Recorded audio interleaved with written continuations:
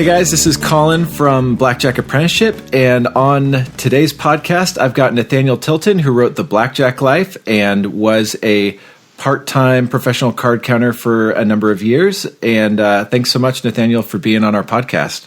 I'm excited to be on it. Thank you for having me. Yeah, this is exciting. I read your book, and there were a lot of parallels. There were definitely some differences in your guys' approach to ours, and I'm excited to just ask you some questions and find out more about your story. Sure. But because you've written your story, I don't want to, ask too many repeating questions. But with that being said, let's just dive in. So for those who I guess have or haven't read your book, you got into card counting by reading Bringing Down the House and Busting Vegas, correct? Yeah, that's sort of when I read Bringing Down the House, I was very entertained by it, and then was really excited about picking up the sequel, Busting Vegas. Still had no aspirations of becoming a professional card counter. However, Busting Vegas being specifically about Semyon Dukac, who was also living in Boston at the time, he was offering seminars on blackjack and card counting, and I thought it'd be kind of a cool thing to be able to meet him. So I went to one of those, again, really not thinking about having any sort of future in blackjack. But from there, meeting a couple of the people there and sort of figuring out where I might go with it, one thing led to another, and that's kind of where it all began. So that's interesting. You said not really expecting to have any future in blackjack. Was it more just you enjoyed the stories and thought, hey, this guy's right here, it'd be fun to meet him in person and just kind of have a face and a voice to the name? Yeah, absolutely. In fact, when I showed up and realized that was more instructional than a meet and greet, I was sort of taken aback. Like, well, I'm not trying to learn anything here. I just enjoyed the story and thought it was cool to have the opportunity to meet Semyon. And we spent the entire day kind of going through all sorts of techniques. And it was at the end of that day that someone sort of said, hey, does anybody here want to get together and try to practice this on our own? And that was kind of the first time I even thought about blackjack for me. And so for some reason, I just sort of raised my hand and said, yeah, I'd definitely be interested in that. I'm happy to host. And we started out with, I think, about 4 or 5 guys. And then some people weren't able to make it. And next thing you know, it was three of us. And then it was just ended up being DA and myself, who developed a good friendship and obviously went on to play professionally. So I've got no shortage of questions about you and DA, but before we get there, I'm just curious, you meet and, it turns into it being a little more instructional than you're expecting. When you decided to actually start practicing and training, what was your motivation for getting into it? I think I was caught up in the excitement of the idea of it at first. And it was funny because I remember that first kind of kitchen table practice, if you will.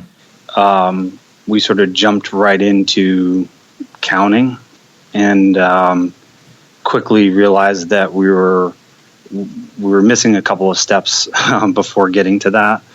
And that's when we sort of all, I think at that point there were 3 or 4 of us, we kind of took a step back and said, okay, let's start from the beginning. Where do we need to begin here? Let's just master basic strategy. Everybody come back next week. We'll see where we're at with basic strategy. And we would do that until we mastered that piece of it.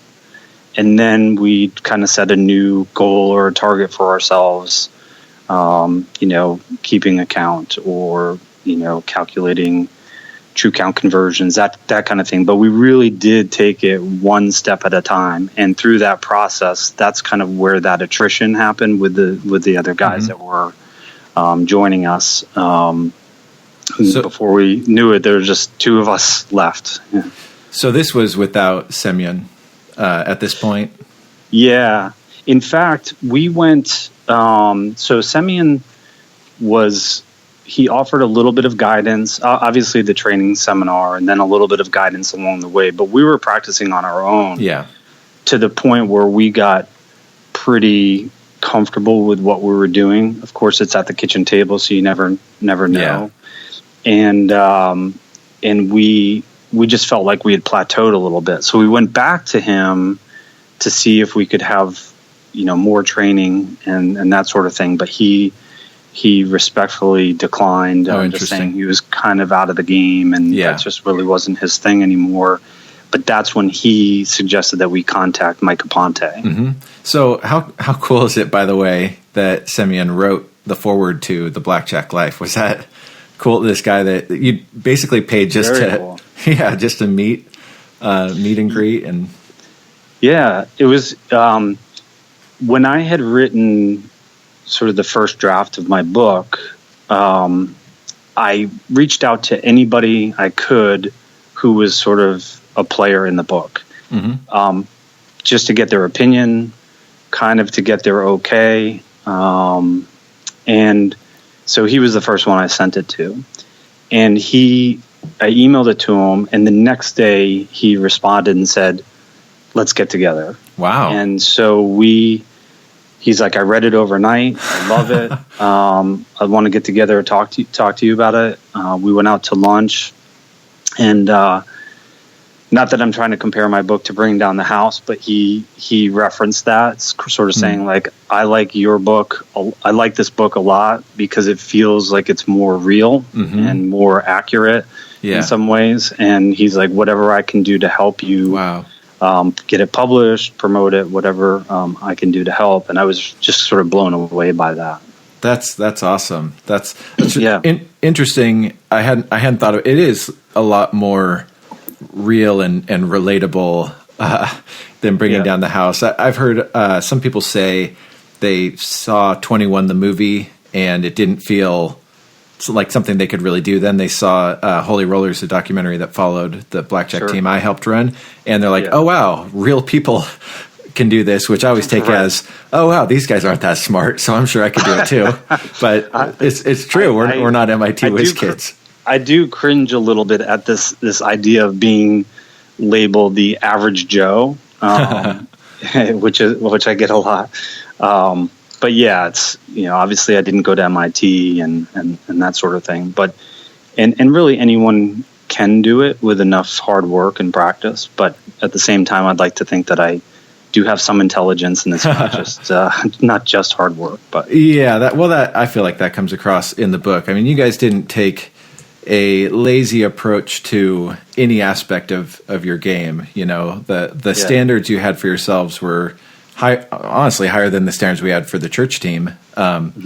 So I don't think I didn't get average Joe feeling from it. But okay, so going back to the seminar, you meet some people, and DA is the one that you end up teaming up with for your entire career. Is that correct?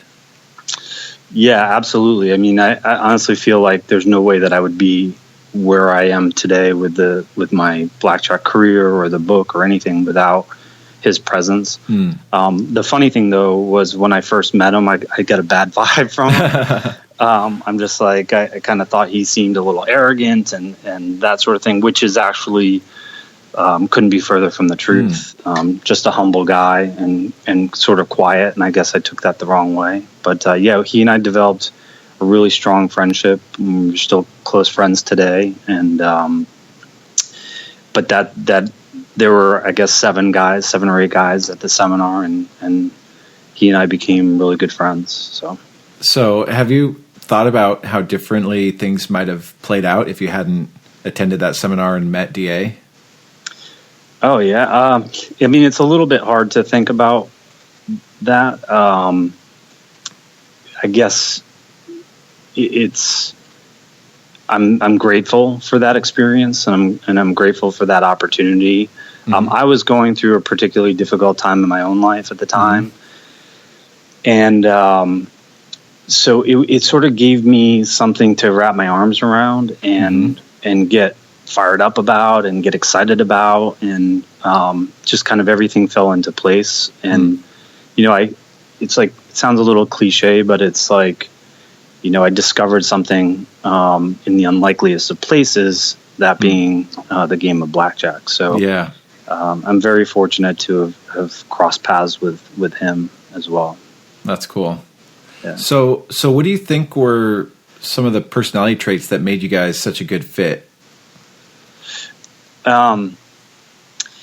So we are very similar. And the biggest difference between us is I'm just a little bit older. And so at the time, I sort of thought of myself as more mature, even though I was, in my early 30s and was anything but. But and what we discovered was, we both liked sports. We both like to have a couple of beers here and there. So oftentimes we'd sit around philosophizing about blackjack over a couple of drinks, watching sports. We both, liked the Red Sox and local teams and that sort of thing. So we just had a lot in common. We both were financial advisors. Actually, at the time, he wasn't. He now is. He was getting his MBA. Okay. In Boston, and but we had finance in common as well. So it was a good fit, and and we meshed really well together. And neither one of us had sort of any inkling of needing to be the man. We, from a partnership perspective, we both were happy with either one of us was, taking the lead in a particular casino or a particular aspect of our team. But so the ego was definitely set aside when it came to the two of us working together. Man, that's really cool. I just filmed a couple videos that had to do with teaming up, because a lot of people are like, oh, I want to be a card counter, so how do I start a team or join a team? And one of the biggest things I say is that your values, your goals have to align, in all these ways, or else it's just not going to fit. And it sounds like you guys had all those things, like the goal for perfection, or even overachieving with your standards, and that you weren't playing around with card counting. You wanted to make real money with it. You're both hardworking and trustworthy, and you both had day jobs. And then the ego thing, I mean, that's huge too. Otherwise, when someone's losing, the person who's winning wants to take all the credit, but it's like just variance. So it's true. And the other, I mean, obviously, you talk about any sort of team play, read any books or anything like that. Obviously, the number one thing is trust. Yeah, and certainly.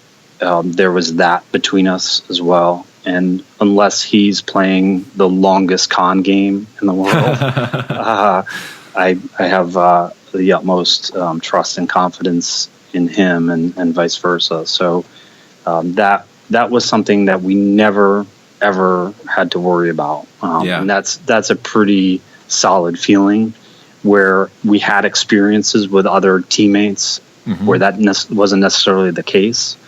And it skews everything if there's not that level of trust. Yes, I was actually going to ask about that, because not everyone real or imagined, even if it's just imagined and the other person is completely trustworthy. If you feel that in any sort of way, it can really throw things off kilter. Yeah. So not everyone you teamed up with did work out so well. Is there any other advice you would give other newer card counters when considering teaming up with someone? Well, the obvious aspect to the trust factor is with regard to money, but there's more to it than that. If you're training with people that you like, there might be a tendency to let their skills maybe not be up to par, just because you don't want to be the person to say, hey, you're not good enough. Yeah. You need to work harder. Or is this person highly skilled, completely trustworthy with money, but left to their own devices at a table where they're, things are not going their way? Do they start to press and overbet?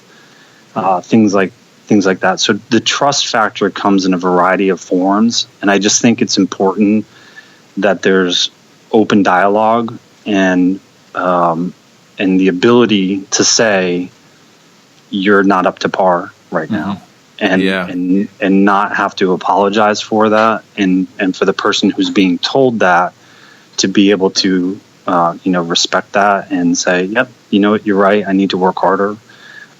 That level of open communication, I think, is just critical for a successful team. Yeah, that's such good advice. When I look back at the church team, I think one of the biggest mistakes I made running the team, I mean, these guys, they're my friends. I'm hiring firing friends. And I think my personality is, I'd at the end of the day, I'd probably rather get screwed than screw over a friend. Right. So that would, I would lean towards, someone didn't really nail their test out, but I'd be like, I'm sure they have a winning game, And so I'd send them, send them out, and then they'd lose $80,000, and I'd be like, I think that, that wasn't a good enough standard. And the reality is, it did screw over friends, just not maybe, not that one. Well, yeah. I mean, the other players on the team, are having to make less money because of some people who's really shouldn't have been out there playing, or even the person that shouldn't have been out there playing. In a sense, I'm screwing them over by not really holding them to a standard. They either shouldn't be playing blackjack, or they need to work harder to get to a level where they can have, a really strong game. And that stuff was hard to do in my, mid to late 20s, but I think that's really good advice you gave. You just got to be able to have those conversations and have no ego in it. Right. So let's step back a little bit. Can you just briefly walk us through your daily or weekly training routine when you guys were still training? Sure. It was pretty intense, and one of the nice things between DA and I was that we're also both very competitive. And so whether it was even counting down a deck of cards, whatever we knew was going to happen the next week when we were going to get together, neither one of us wanted to lose. So it was all we did in our free time. It was, for me, sometimes in between appointments, I'd be counting down decks of cards. Certainly at home every night, I was going, dealing myself shoe after shoe. We would just try to be as creative as possible as far as challenging ourselves. So one person would go in the other room, for example. The other person would lay out a deck of cards, but sort of just all over the table. Not in any sort of sequence, just a big mess on the table. Making sure that at least every card's could be, visible in some way, just even if it was just the corner of it. And then we'd call the other person back in, and we'd time each other. How quickly can we just scan the whole table? Can't touch the cards, can't move anything around. Just have to look at it all and see how quickly you can do that. Then another time we'd put the lights down super low. You could barely see. You'd have to stand a certain distance back, and then we'd be playing. We got a Sesame Street DVD where they're singing counting songs. So there's all this counting going on out loud in the background while we're trying to count. So we would just try to think of any way we could challenge ourselves to keep count, constantly doing calculations as far as like true count conversion. So we'd have a pile of index cards that would have a variety of running counts, and then we'd have another pile that would have a variety of index cards, but written on them would say, for example, 2.75. So that would represent how many decks had been played. So we'd flip over one and it'd be the running count is 15. Flip over the other and it would say 2.75, and we'd calculate that we'd say, okay, so 3 1/4 is left to be played. Therefore, the true count is 4.5, and not with the offset that we use, it's 3.5.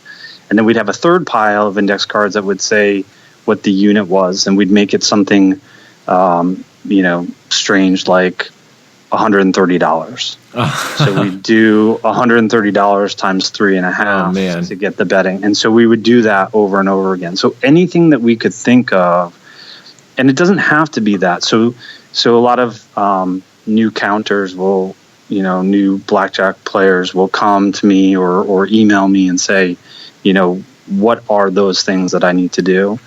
And those are some ideas, but the reality is there are a million different ways that people can practice it. The key is not which one of those to use, but the fact that it requires practice and more practice and challenging the brain to sort of function in a certain way, so that the first time we got into a casino, it was boring.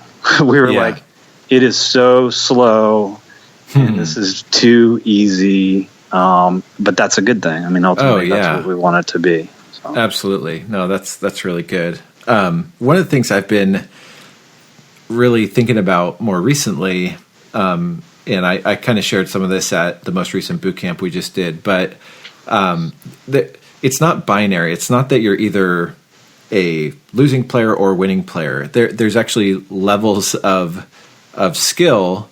And what I don't necessarily mean is like the number of deviations you use, but there could be someone that's barely a positive EV player, and there can be someone that is able to, I think counting is kind of binary. You either have the count or you don't. Basic strategy is binary, but how many rounds per hour can you play, and how comfortably can you play those things where if you were to watch. There could be someone that can barely pass the evaluation that I put them through at a boot camp, and then there can be one of our pros who's played for 3,000 hours, and you watch the two play, and the pro is going to be just be able to play way more rounds per hour and do it way more fluidly, and all those things that I think people need to consider beyond just like, I guess it depends what your goal is. Is it to technically beat the game, or is it to be exceptional, which really seemed like your guys' goal with card counting? I do think that our goal was to be exceptional, and I think as a part of that process, what it ultimately allowed us to do was to have more bandwidth to apply strategies in the casino to allow us to play longer. So having conversations with pit personnel and having sort of these interactions, we would not have been able to do if we were just able to pass your boot camp checkout kind of thing. We had to be able to do that so well that in order to do the things that we were actually doing in the casino, because we would embrace the idea of sort of the loudmouth, drunk, college athlete, gambler kind of guy. But in order to do that and have that interaction with the pit personnel, I mean, we really, the more we had that kind of a relationship with those people, the more the more hands we could get in, and all the things that you were just outlining. And we would not have been able to do that unless just all of the aspects of card counting were world class. Yep.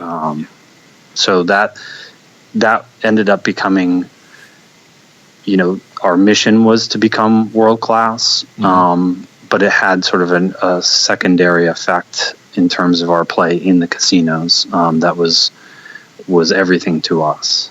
Man, if I ever run a large scale blackjack team again, I'm going to have tiers of test out, not just binary. Good idea.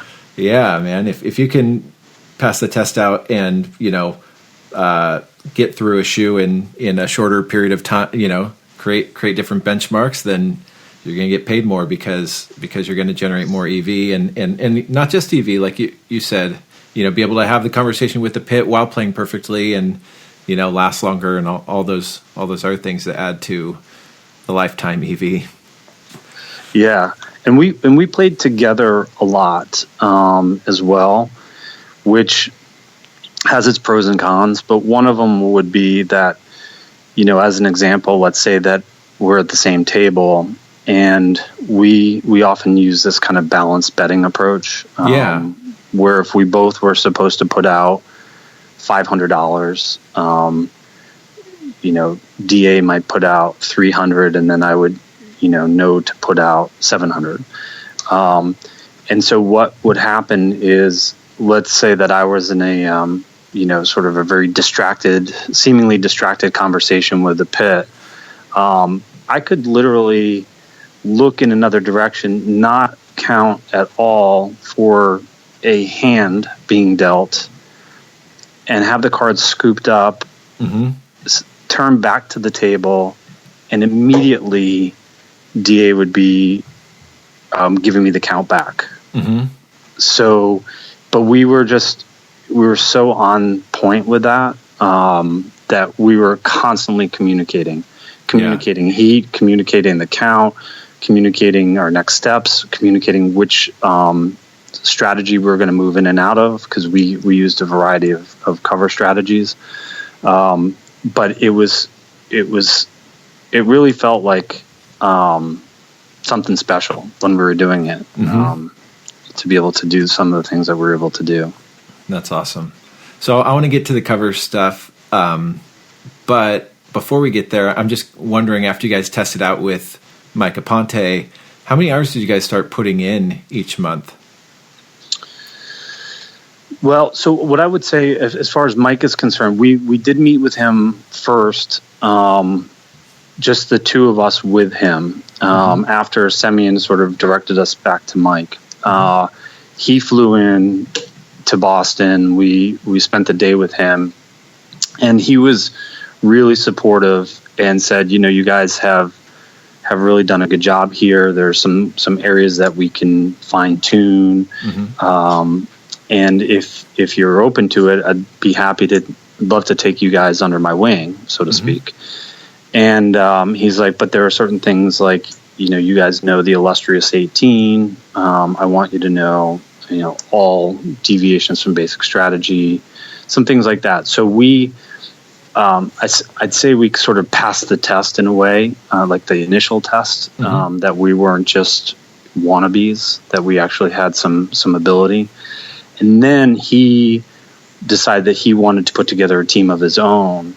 So he put together a group of guys who he put through the MIT checkouts.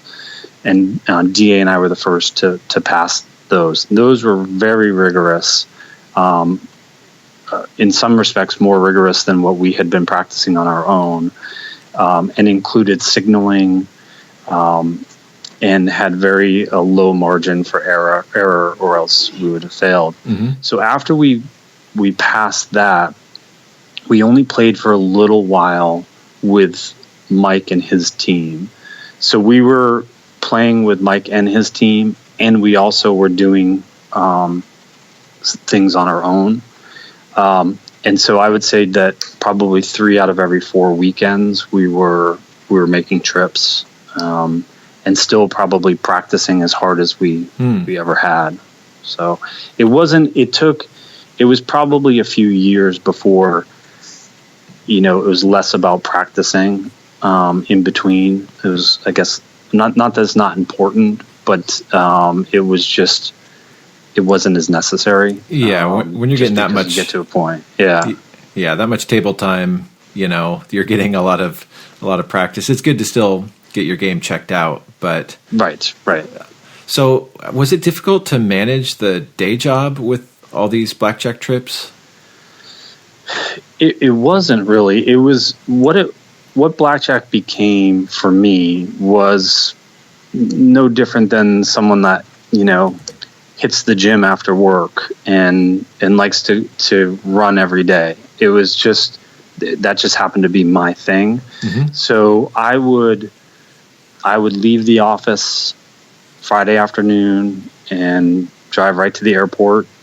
I'd have my bags packed for the weekend, and I'd have a separate bag for returning on the red eye Sunday night into Monday morning. And by the time I got in, I'd grab the bag that I left in my car. The building that my office was in has a gym and a shower, so I would just go right into work. And so Monday through Friday, it didn't impact what I was doing with my career. I didn't have a whole lot going on, quite frankly, in my life at that point.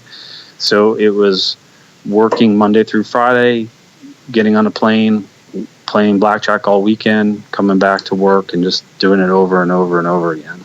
That's and how long were you doing this? So,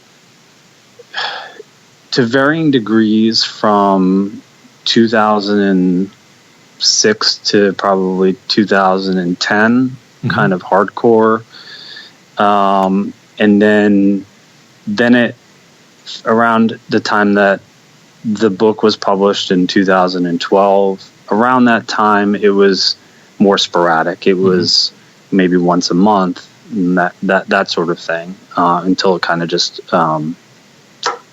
was done. Those are pretty much the exact same dates as the church team. Yeah. So we were probably crossing paths in Vegas, That's the true, whole time. yeah. Players on our team, at least, if not me. Yeah. That's wild. So in your book, I remember at one point there's someone you met through a forum that went by the name Billy Blackjack. At least that was the name in the book. And he wanted to bankroll you for $200,000. Do you mind just sharing that story briefly for people? Sure. I mean, we were trying to scrape together whatever money we had just to have a bankroll. And so when the first trip we made, I think it was 6 months after we began training, we had, I can't remember exactly off the top of my head, but we maybe had like a $10,000 or $15,000 bankroll. We're playing red chips and at Foxwoods and then, but we felt like our skills were world class, but our bankroll was anything but. So on one of the forums, I think it was the forum, but there was a posting saying, I'm an investor, I don't play, I want to bankroll somebody. I live in, I think they specifically said Lowell, Massachusetts. If not, they said Massachusetts. And so, which was, 45 minutes away from, 45 minutes away from where I lived. And so one thing led to another. We were able to connect with him. And then he sort of, I guess he had gone to Mohegan Sun with another team who he was thinking about also bankrolling. And he changed his mind in terms of the amount from 200 to 100. And he also clearly had a misunderstanding about the idea of whether you win or lose, in the fact that he thought that basically every time we would win. And so we knew that was sort of a red flag to begin with. And we tried really hard to sort of educate him and manage expectations. And so it was a dilemma for us. We felt like he didn't quite understand what it was all about. Yeah. He had these expectations that were unreasonable, but at the same time he had money, and we kind of moved forward with it. And the day that I went to pick up the money, which was sort of an unsettling experience, he said, "I'm only going to do 50." So he gave us 50, and it sort of just threw everything off. And we just knew deep down, I think we knew it just wasn't the right fit. Yeah. And so, and not only did he give us just 50 instead of the initial 200 that we were, very excited about, but he also said, I want this back, after every trip. And we're like, this is just sort of unrealistic. Yeah.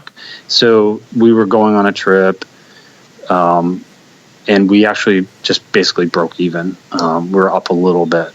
So he got back more than he gave, but it was really well understood between us without even saying anything that when I dropped off the money, that was it. Our relationship was done, and we'd build our bankroll more organically. Yeah.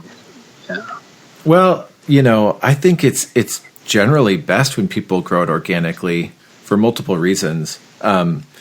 One is you get to learn a lot of those lessons at lower stakes rather than jumping right into really high limit play. But also, I tell some people say, hey, I've got $20,000 and I have a friend or family member that is also going to give me $20,000.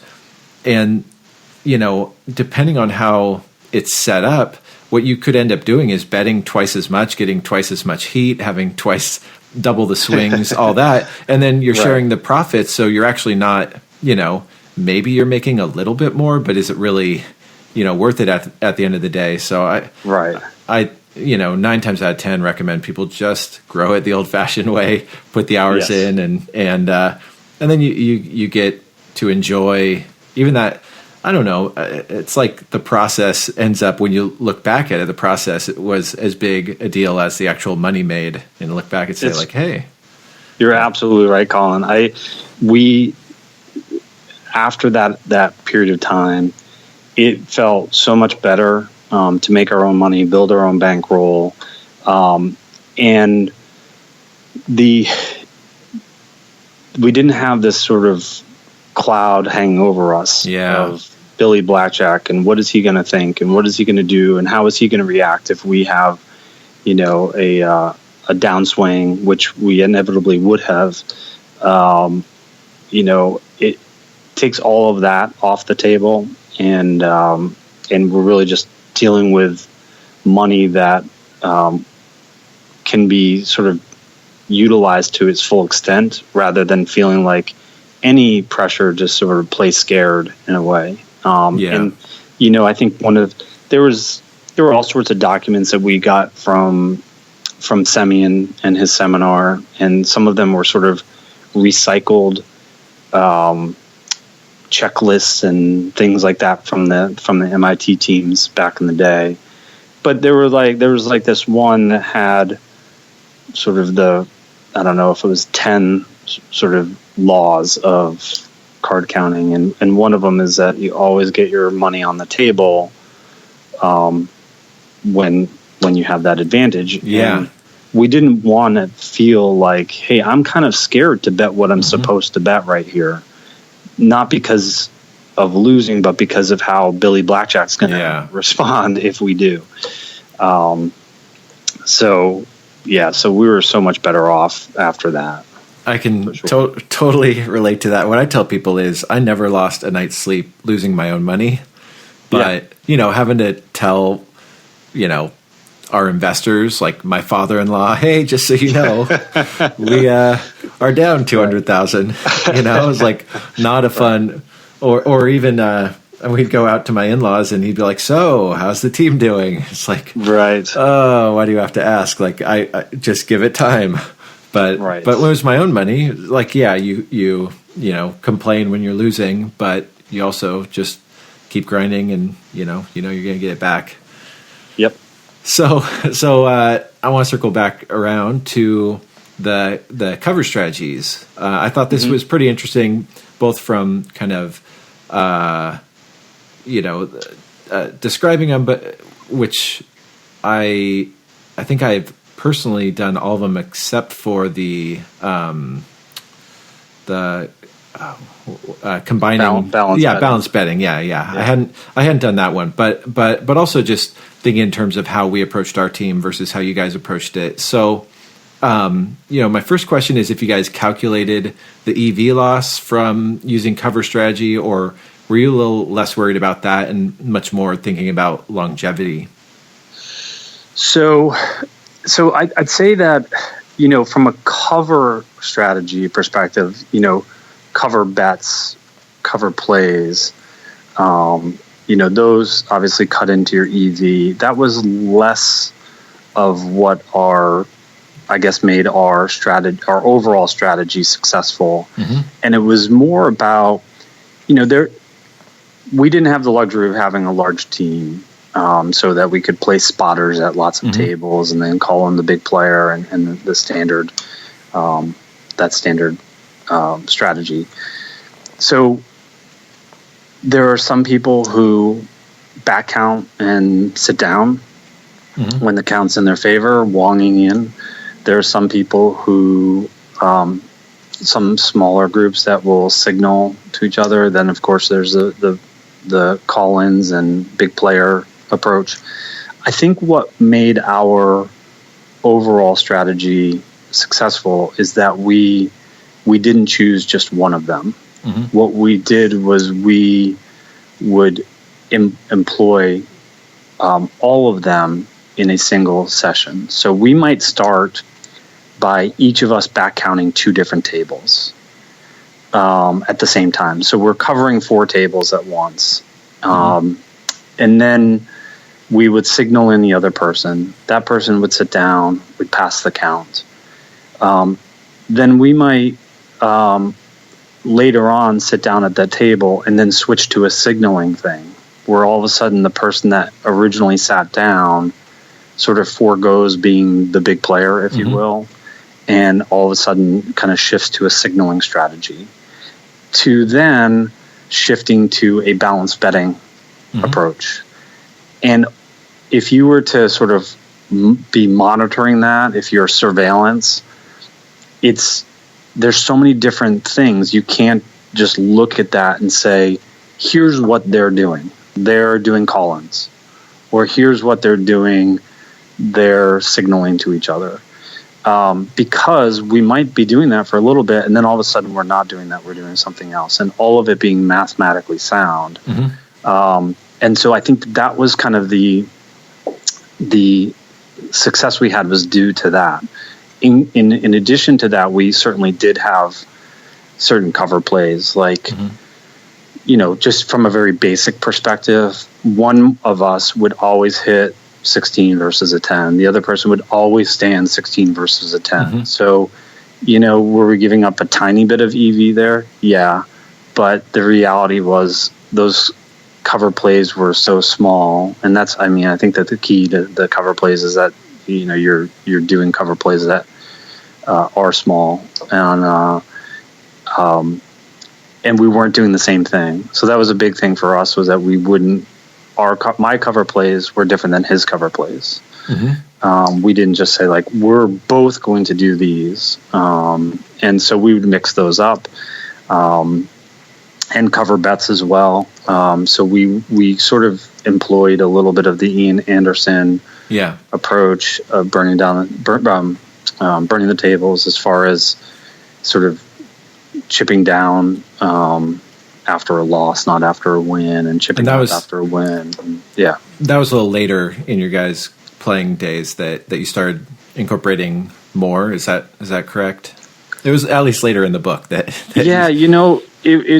it really was an evolution. So when we started, we were, whatever Mike Ponte says, that's what we'll do. And Mike Aponte's approach was, you go hardcore, you hit all of the index numbers, you bet exactly according to the true count, no variation, and when you get burned out, you get burned out. Mm-hmm.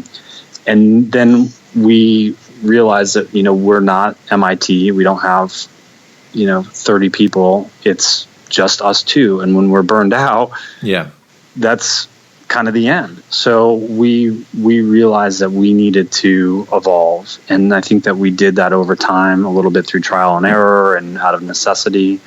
And we wanted to do that, but we also didn't want to end up being, not playing with an advantage. Yeah, totally. Obviously. And so we wanted to be sensitive to that. So every step of the way, as we evolved, we would always ask ourselves, what is this costing us? Yeah. Is it worth it? Is there a way to do it better?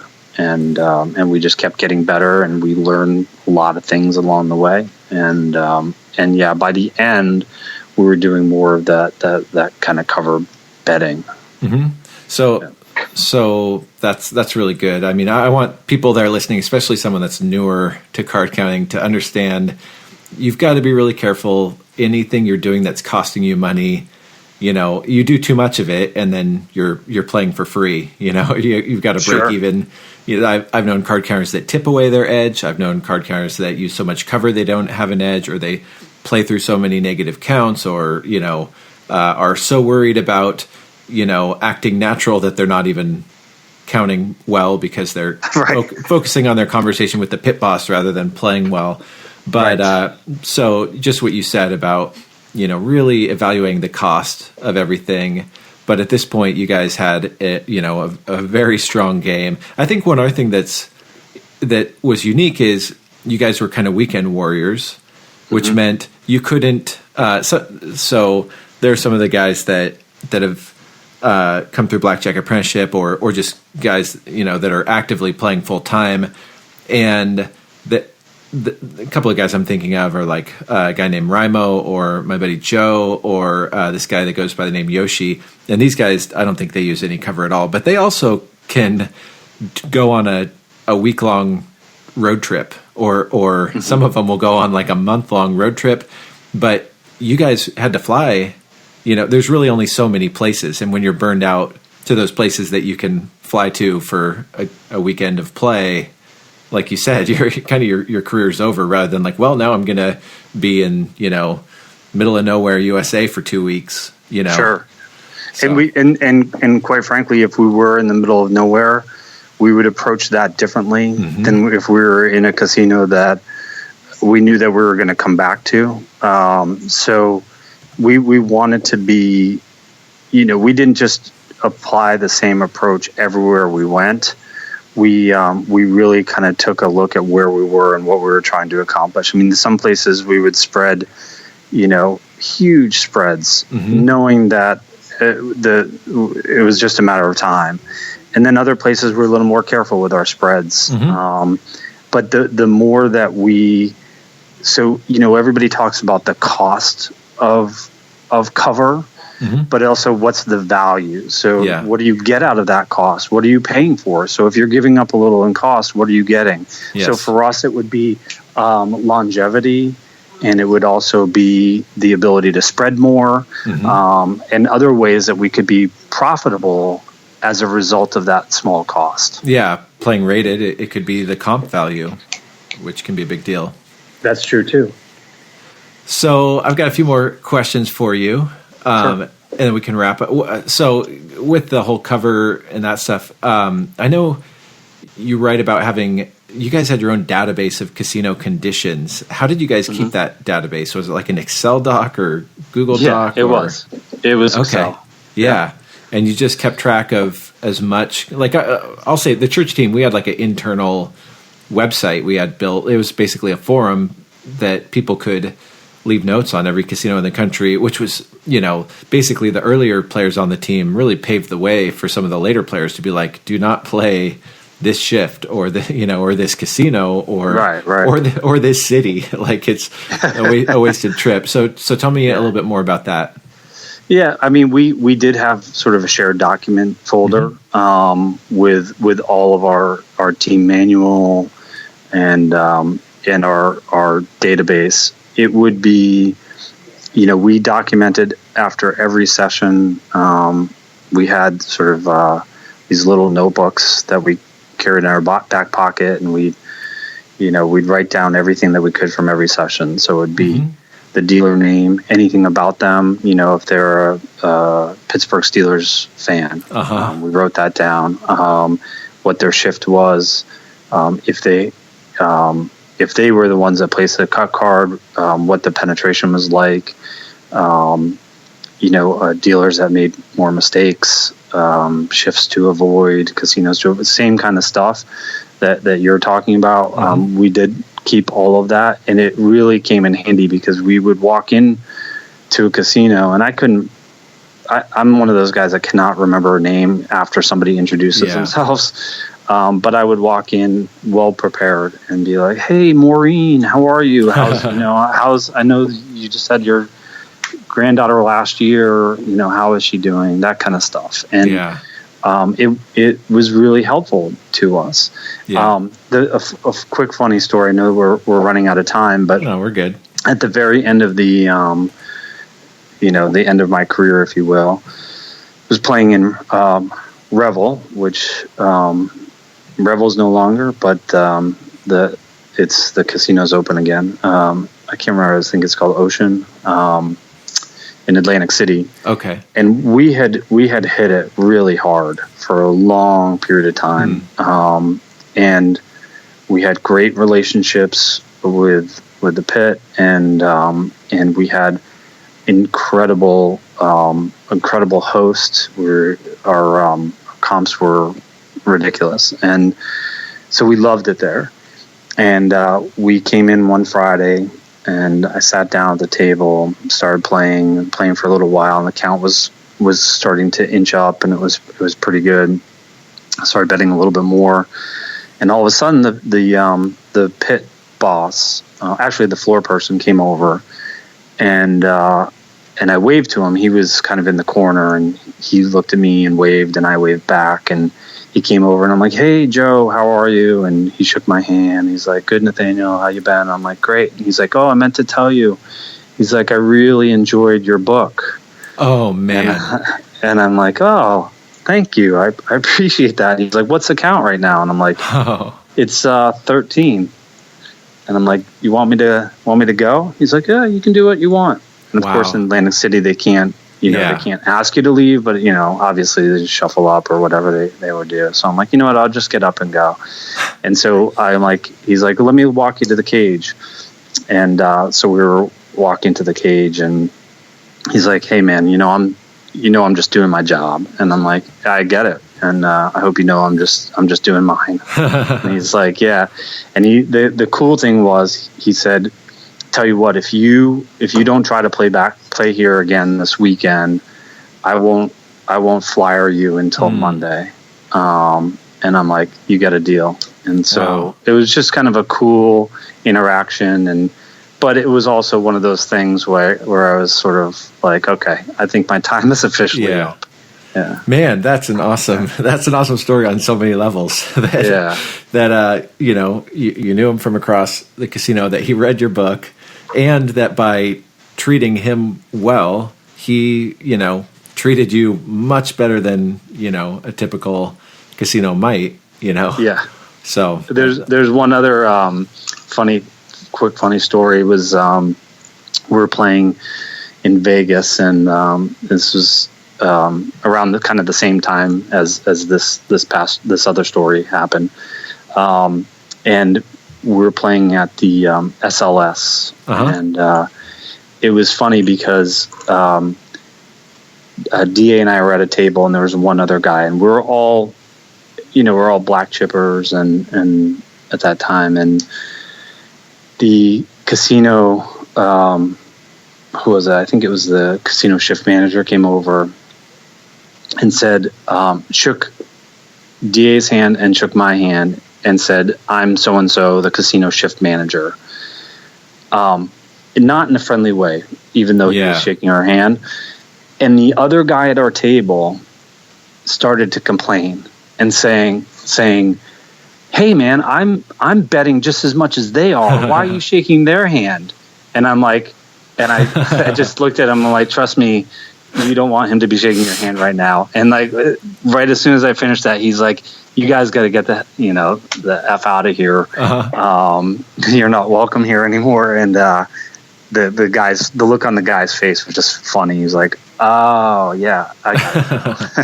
That's awesome. You should have gotten that guy backed off too. I know, right? Oh, that's awesome. So I don't want to take too much more of your time, but one of the things I really enjoyed about your story is that it ends well. Like it seems like you guys didn't hold on to the card carrying chapter of your lives too long. Like it seemed like it was a really good fit for a season, and then it just seemed like you were okay hanging it up or at least putting it on the shelf for a while. What were those conversations like for you and DA? It's like a bit like tipping over a soda machine. Like you can't do it on the first push. It has to kind of rock back and forth before it falls over. So, I mean, it wasn't ever cold turkey. It was, we're going to take a break from it, and then we come back to it, and then we take a little bit longer break. We come back to it a little less intensely than before, and eventually it just sort of faded out, I guess. Our friendship remained intact. We still make trips every year, but more for fun than anything else. And we'll play craps, and we still get comp offers and free rooms and food. So we still take advantage of that stuff. But it's, for us, we're both as financial advisors. I mean, that's kind of our thing. And, we both have children, and as you know, that's a full-time job in and of itself. And so it has a really special place in my heart, obviously. About, there's a huge part of my life for a long period of time, but it is what it is. I guess it's just no longer the main focus of my life. Yeah. And but I learned so much from it. And even in my profession as a financial advisor, I learned more about market fluctuations and dealing with standard deviation and all of that because of my experience with Blackjack. Yeah. More so than the other way around.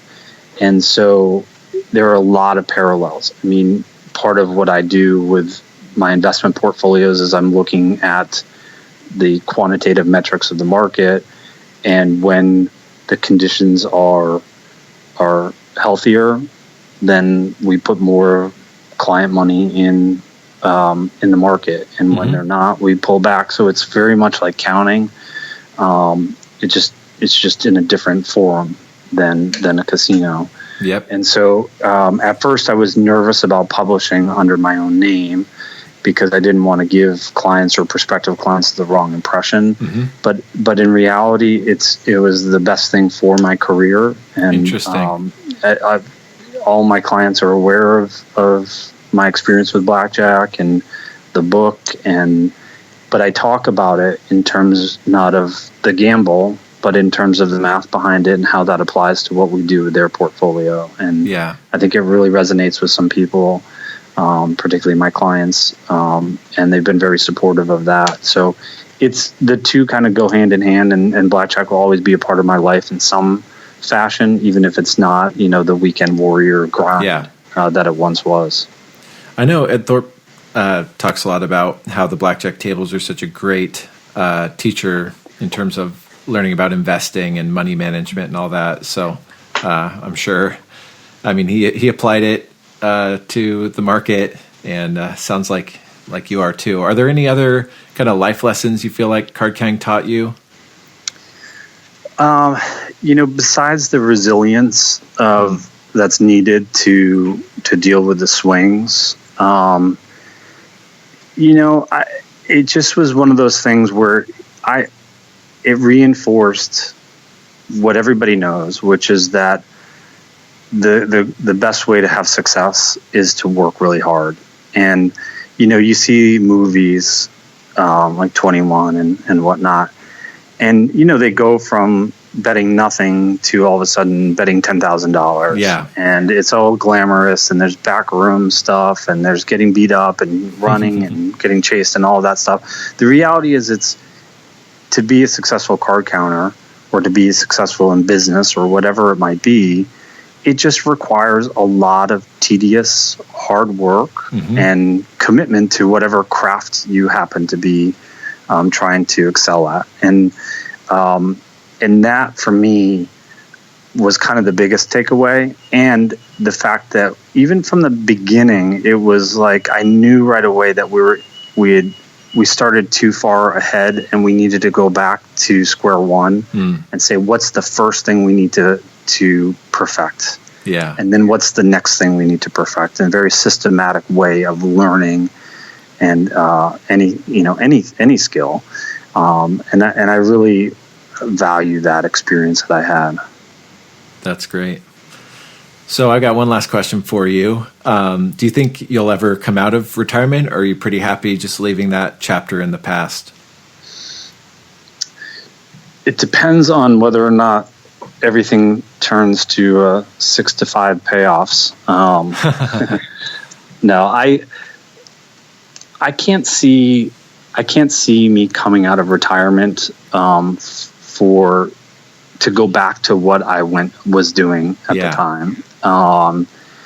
If there was some unique opportunity for me to learn something new and apply some new craft in terms of casinos, I'd be open to it. I love that world in a way, and I also hate it in a way. I'm very conflicted by it. So it would have to be a really unique opportunity. It wouldn't just be like, hey, let's start going every weekend to Vegas and counting cards and back counting and doing call-ins and things like that. That's probably behind me. I think that's a great answer. I remember at one of the Blackjack balls, Ed Thorpe gave a talk and he said, what's next? We should always be asking ourselves what's next. Right. Because we can get kind of stuck into one thing and, never ask ourselves that question. And, I'm really thankful for card counting. And I actually went on, my first trip in quite a while recently, and it was fun, but it's not the same thing it was before. And, I consider it a trade. You can pick it up, you can put it down. Sure. But for you to be able to say, what I'm doing now is what's next. And it might actually be a step backwards to try to do what you were doing 10 years ago. So I think that's and awesome. I think also I have a difficult time doing anything sort of halfway. And so if I were to do anything, it would be something that I'd want to immerse myself in, and I'd want to be as world class as I could be before doing it. So and that's the other thing. I have lots of people will say, well, if we'll go to a casino this weekend and you'll crush it. And I'm like, well, I need to go every weekend for a year and we'll see where I'm at. Yeah. And that's, I just don't have the capacity for that in my life right now. I totally get it. We were hanging out after the last boot camp, me and some of the kind of pros that were still just chilling at the house, and someone was saying like, oh, why don't you, put another team together or hit it hard? And it's like, well, the only way I could do that is if that's really all I'm focusing on. Yeah. And to do that means I've got a bunch of kids and I run Blackjack Apprenticeship, right. I would have to put Blackjack Apprenticeship completely on the back burner, which I'm not going to do because I'm having too much fun. That's great. Running it. That's so great. I can totally relate to that. It's like all in or all out, unless it's just on a side hobby scale. Anyway, thank you so much for your time. This was a lot of fun for me. And it's my pleasure. Yeah, well, I'm sure people are going to learn a lot from hearing from your story, and obviously people can pick up The Blackjack Life if they haven't read it. If they have read it, it's probably fun for them to at least put a voice to the stories. So thanks so much for doing this. And for all those listening, you can check out The Blackjack Life. I'm sure it's It's on Amazon or wherever else people buy books. And if you want to learn more about beating blackjack, check out Blackjack Apprenticeship.